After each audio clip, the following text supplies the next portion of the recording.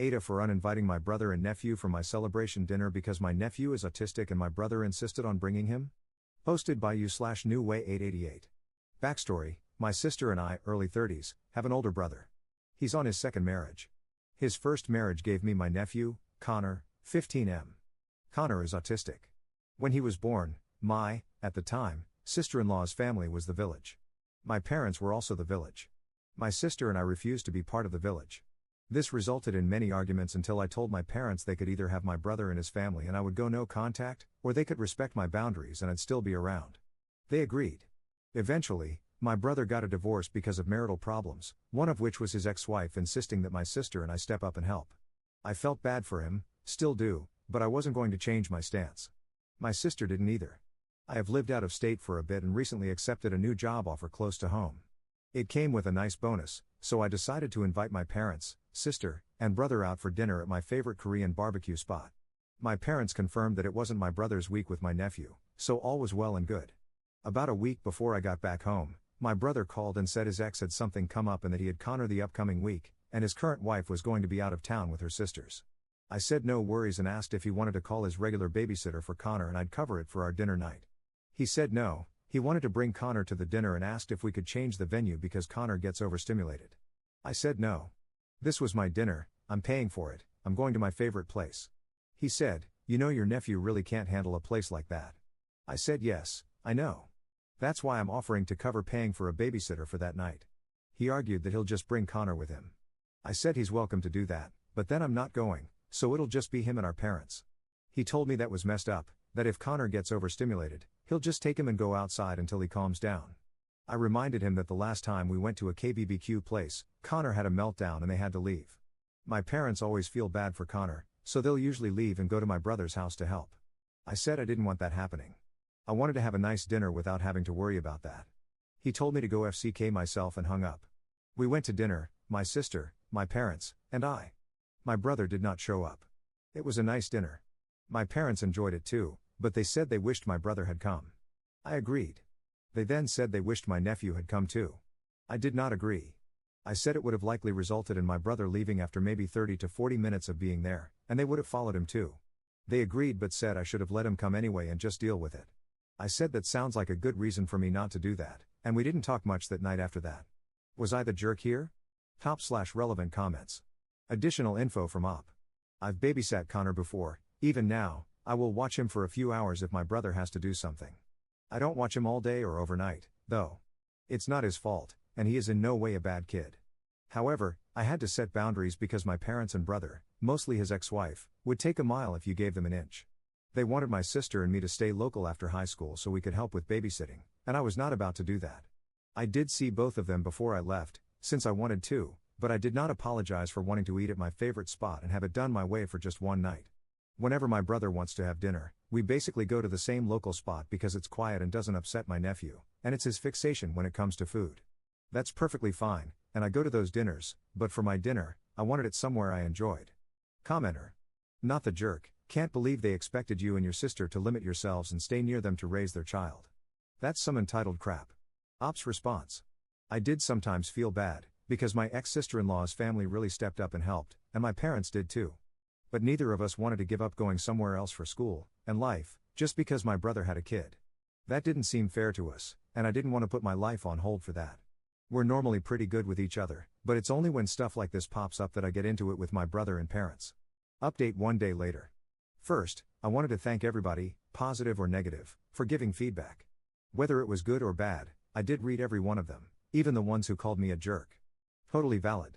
While I did see my brother and Connor before I left, it was more just playing with Connor and making small talk with my brother. I decided today to call my brother to try and get more info and smooth things out. We talked for about 5 minutes before I broached the subject.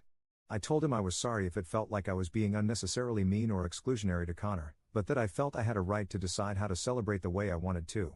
He said he was sorry that he snapped the way he did, and looking back, he realized Connor would have had an awful time and it would have been a big waste of money for me. The place we went to was about $80 a person, $40 for Connor whether he ate or not. He just really wanted him to be there too. I told him going forward, for things like my birthday, I would be more than happy to have lunch as a family with Connor somewhere he likes so he can have a good time, then go to dinner somewhere I want to eat and I'd pay for a babysitter, or his mom, my brother's ex, could watch him.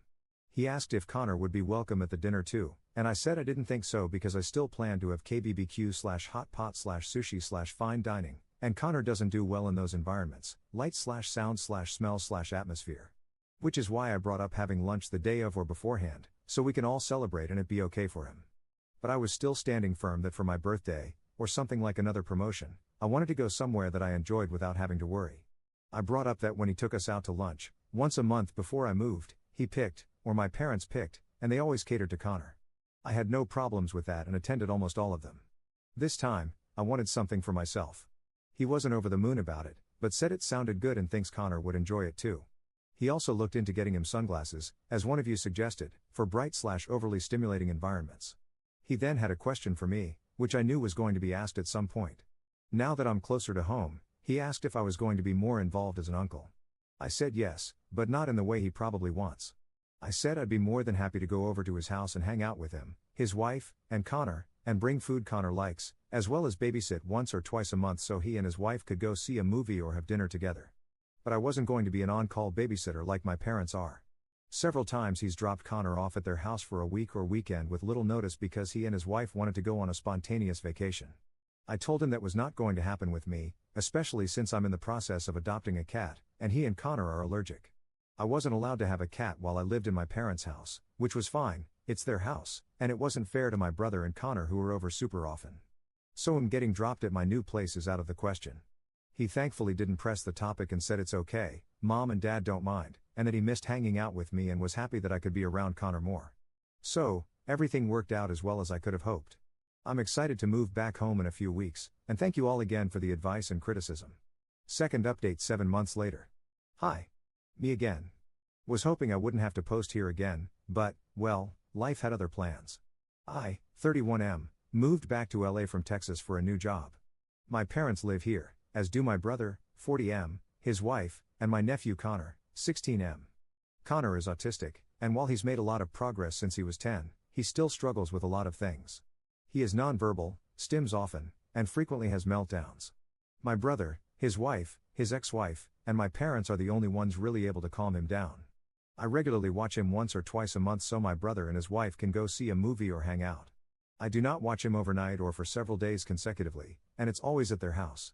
After our argument last time, my brother and I have been on pretty good terms. He hasn't really pushed boundaries about babysitting, and we've mended our relationship quite a bit.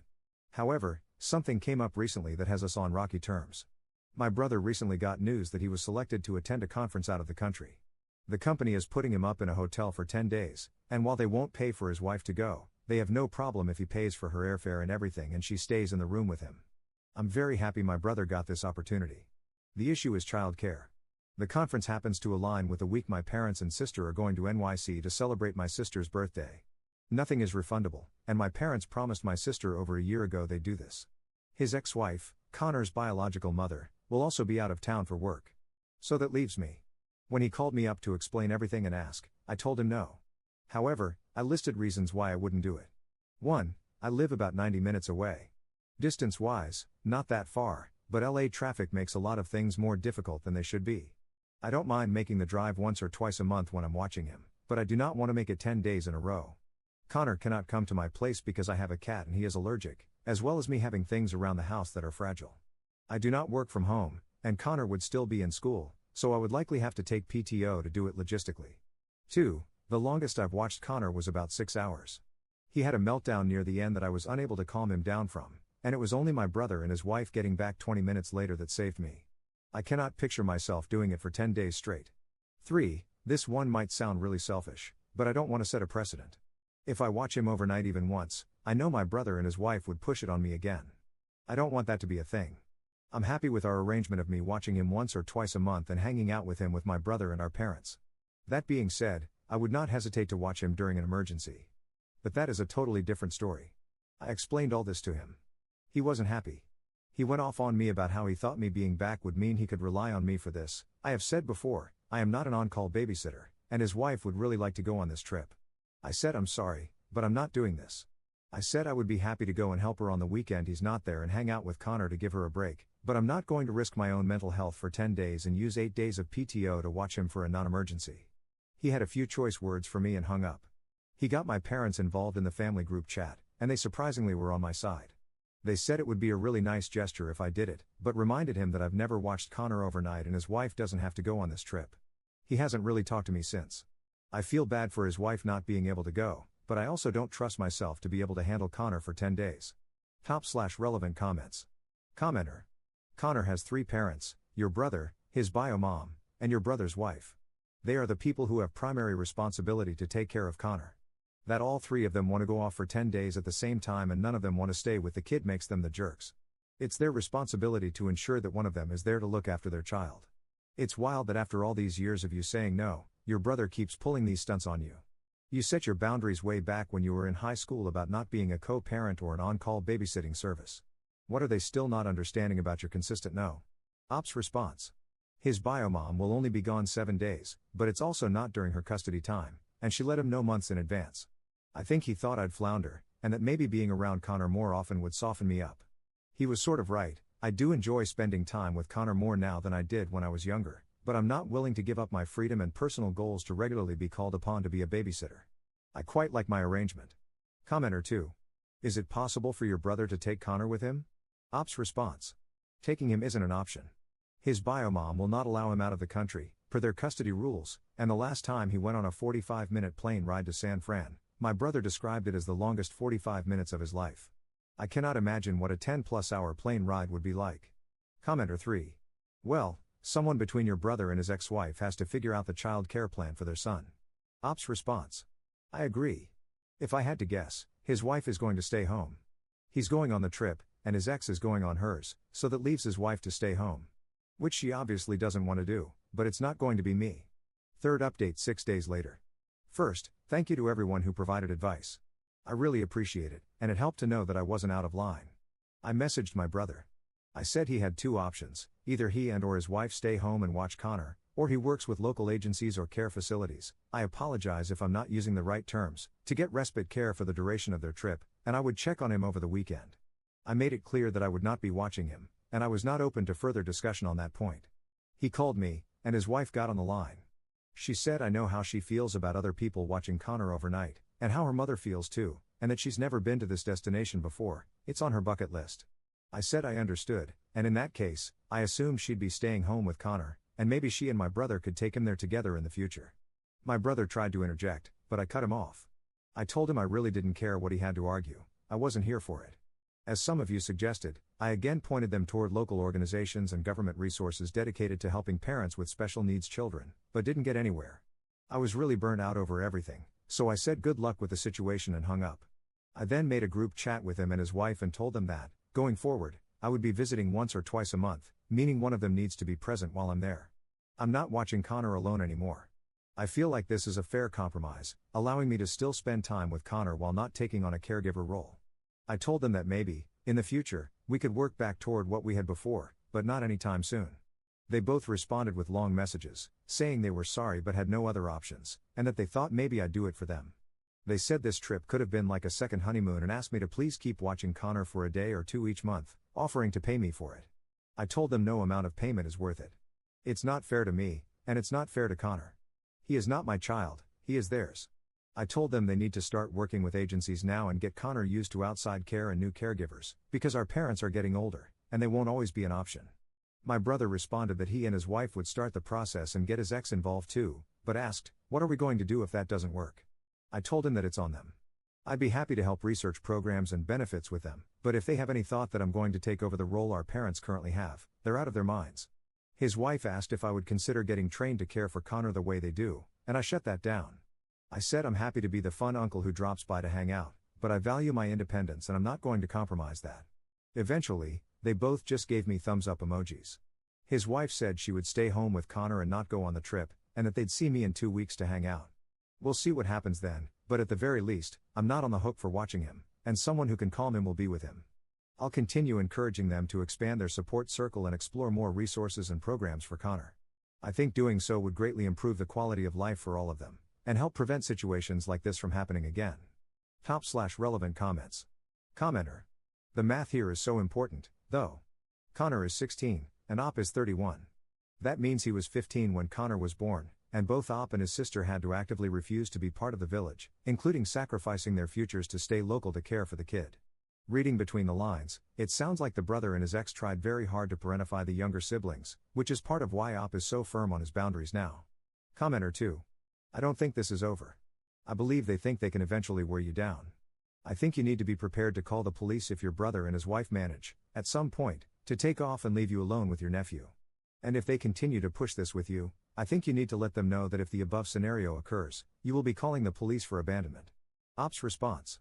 I've made it somewhat clear that if they keep this up, I'll join my sister in going basically low contact / no contact. I'd feel bad not talking to my brother or seeing Connor, but it really wouldn't be worth it if they keep trying this. Commenter 3. Has your brother and his family made any plans for your nephew's long-term care? What happens as they age, or die, and can no longer care for him? Op's response. They are working on that, but they're still in the we can handle him stage, despite situations like this clearly showing they can't. Op responding to a commenter telling him to be more compassionate toward his brother's family. I respect your opinion and think you're doing a fantastic job on your end, but I have no plans to be trained in how to care for him or be part of the village. That is why I left for college years ago. I could have stayed home and gone to the local college and saved a lot of money, but I was told, not asked, that when Connor was born, I would be part of the village and had to learn to deal with it. That is why I left for the better part of a decade and have only recently gotten back from low contact / no contact with my family, except for my sister. Fourth update 3 weeks later. Once again, thank you for all the comments and advice. They are all greatly appreciated. I went to hang out with my brother, sister-in-law. I realized it was strange to call her my brother's wife the whole time, and Connor over at their house. My brother ordered pizza and he played with Connor while my sister-in-law and I hung out in the living room. My sister-in-law, surprisingly, apologized. She said she was very sorry for the way she was acting. She told me how, coming from the Midwest and her family, she's an only child, she was very used to seeing aunts and uncles take her and her cousins for a few days or weeks when parents had to do something. That they'd do sleepovers and the like, and always had parties at a different relative's house pretty regularly. She thought that based on her friends and how their families did roughly the same thing, that it was very commonplace. She did not expect me or my sister to rebuff that kind of relationship and be so against it. She said she understands now she was trying to force what she thought was normal, and she'll do her best to respect my wishes going forward. I thanked her for that. My brother came in with Connor, and while Connor was playing close by, my brother said he and my sister-in-law planned to go to therapy to come to terms with Connor getting older and to start planning for the future. He said it was stupid to think our parents would be around forever, much as we both wish that. He's hoping in a few months they, my sister-in-law and Connor's bio mom, will be comfortable enough to start leaving him overnight at respite care and with individuals trained to handle kids like Connor. My sister-in-law joked that she hoped that in a few years, maybe they could all go to the destination my brother was going to. I was happy to hear that. I told them I am really happy they are moving forward, but I also wanted to lay out some things I want them to know. I'd be happy to go with them to check out care facilities and assisted living, I believe that is the term, facilities that Connor may go to when the inevitable happens. I'd be happy to, if something horrendous happens, make sure that their assets and savings are used to take care of Connor and his needs. I'd visit Connor at said facilities when he's there. I would not take on any kind of caretaker role now or ever. That is not something I want to do. If they ever try what they tried recently or attempted to broach the subject again, I would go low contact / no contact. I said this more politely than I wrote it, but that was the gist of it.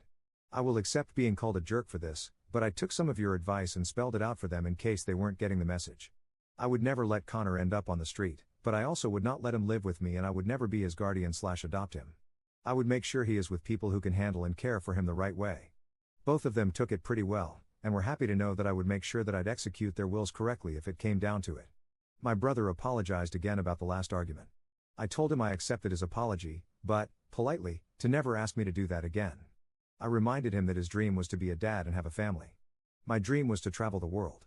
I am going to start doing that soon, probably week-long trips at most, but I wasn't going to ever sacrifice my happiness and youth to be a caretaker. I love Connor, but he's my nephew, not my child. And that I love him, my brother, too, but there are certain things I draw the line at. We hugged it out and had a good rest of the night. So that's that. I am really hoping that they keep to their word. I am so emotionally drained from all this that I honestly don't think I could stand another situation like what happened prior. But here's to baby steps and small victories. Top/relevant comments. Commenter. The sister-in-law comparing hanging out with aunts and uncles sometimes when she was a kid to having someone take care of her extremely high-needs kid was hilarious to me. Commenter 2. Sometimes caring for people means doing what is best and not what feels best. I'm glad this lesson made its way to the parents in the end.